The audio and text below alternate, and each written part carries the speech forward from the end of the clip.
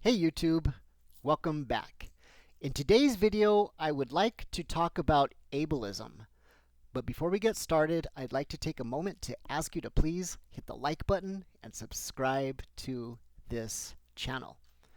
Doing that really helps to support this channel and to get the message out to other people as well.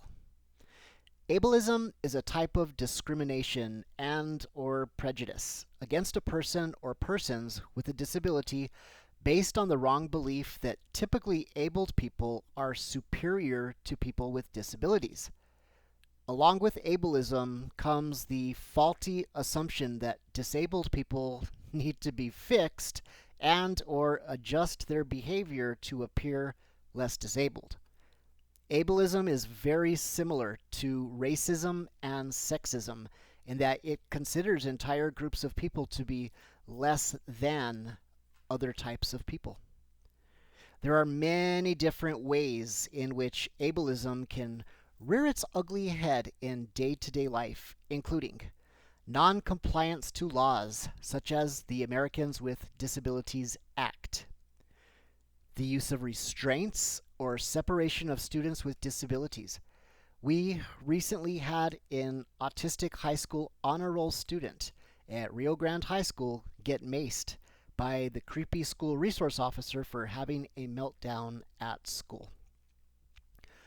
Also, using disabilities as a joke or as a way to diss someone. The mass murder of disabled people by the Nazis. Eugenics.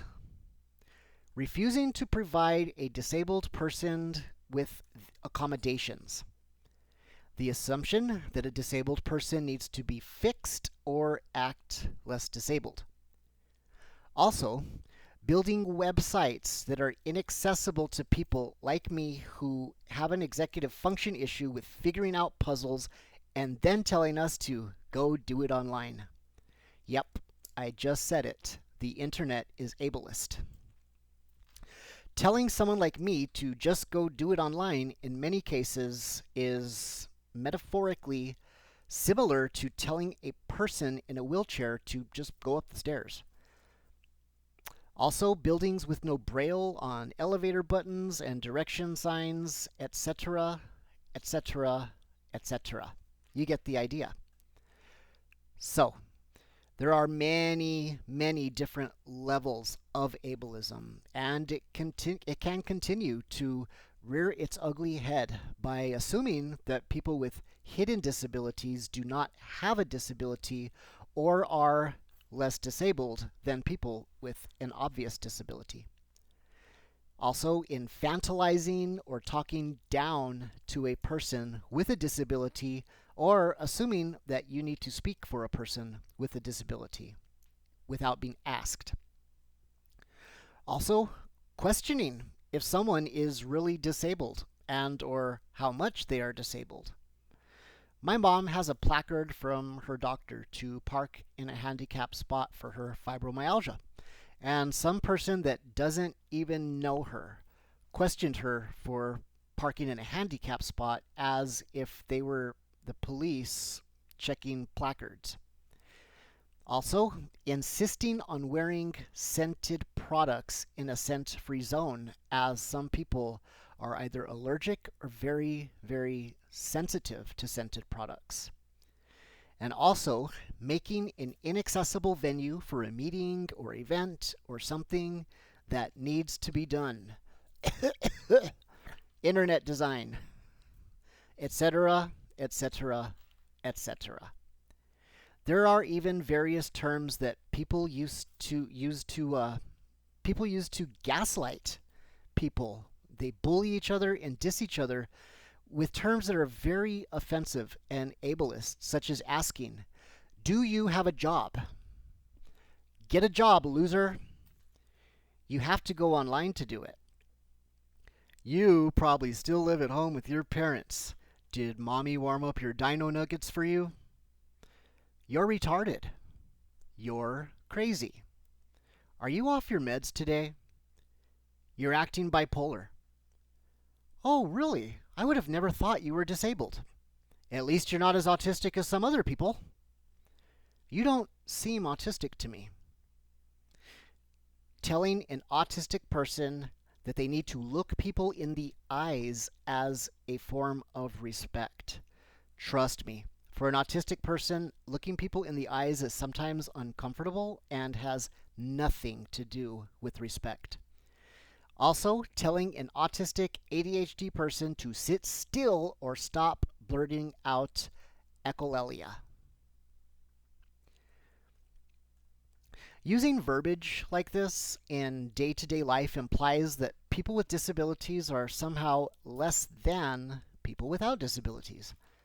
Phrases like this also imply that disability is a bad problem that needs to be fixed rather than being a part of the human experience, which includes the whole spectrum of human beings and valuing them in society, which is neurodiverse.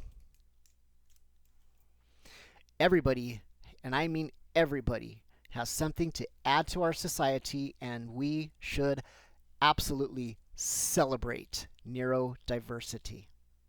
So at this point in the video, I have to say that many people don't mean to be insulting, and they can be quite well-intentioned when they say some of these things, but the actions can still be ignorant and have a negative effect on the recipient and those who love them.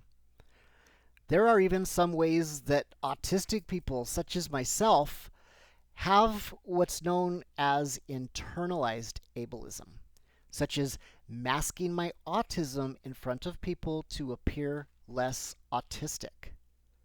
Also, using terms such as high functioning and low functioning. When we believe people, when they call us entitled or lazy.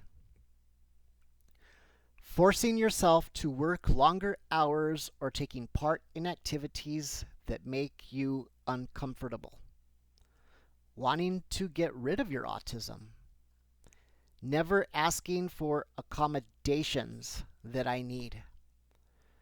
Comparing myself to neurotypical or successful people and insisting on doing everything that my neurotypical peers do. Like I said, I've even recognized some of these ableist things in myself as I work on unmasking my autism, but it's not my fault that I've been conditioned by society to think this way. I need to relearn that and use, purpose in my heart to stop doing those internalized ableist things and those thoughts. So now that I'm aware of my own internalized ableist tendencies, I can work on unmasking so that I can be my true self, as I will be much, much, much happier that way and much more likely to succeed in a world that I don't feel like I fit into. I'm in a constant state of learning more about myself and how my brain works. So now that we have looked at what ableism is and have realized just how ugly it is, in conclusion, let's look at a few ways that we can recognize ableism in our own lives so that we can stop doing it. We need to believe people when they disclose a disability. Never assume that you know what someone needs or doesn't need. Never speak on behalf of a person with a disability unless specifically asked to do so. We also need to talk about disabilities in a respectful way, and we need to teach people, young and old, about celebrating neurodiversity. I mean, after all, wouldn't it be boring if everybody in the world thought the exact same way? There's a saying that I like that if two people agree on absolutely everything, one of them's not thinking.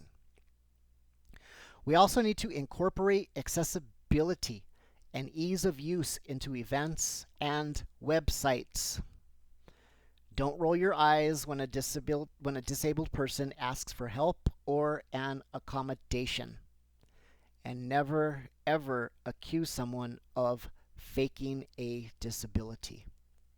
If there is anything you would like to add, please write it in the comments below. Thank you for watching my Neurodiverse Life. please hit the like button and subscribe to this channel. That will really help to support this channel and to get this message out to others. Have a great day, people.